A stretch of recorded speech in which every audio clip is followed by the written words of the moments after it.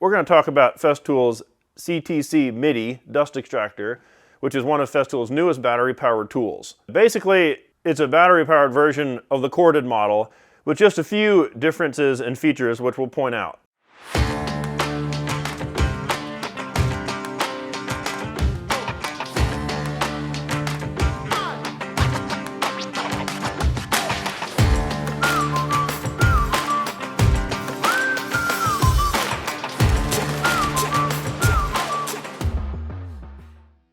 The vacuum accepts two batteries, which you can use either the 5, the 5.2, or even the 4.0 battery. The only difference is going to be the amount of runtime. The power will still be the same. Your batteries will fit into this rear compartment, and you'll be ready to turn it on. Some key differences in this new vacuum compared to the corded version are you'll notice you don't have the interface to plug the tool in for 120 volt power. That won't be needed in this vacuum. Your battery compartment, and here you'll see the optional cargo compartment which you can fix to the vacuum.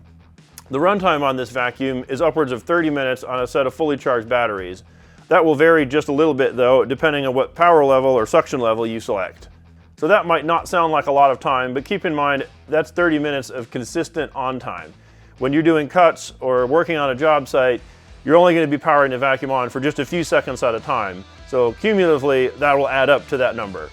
One key difference in this vacuum compared to the corded version is your CFM rating. The corded version is rated for 130 CFM per minute.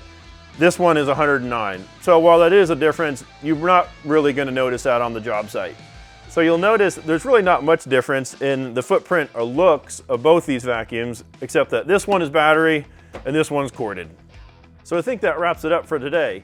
We do a lot of woodworking and talking about tools on this channel, so if you're interested, consider subscribing and we'll see you next time.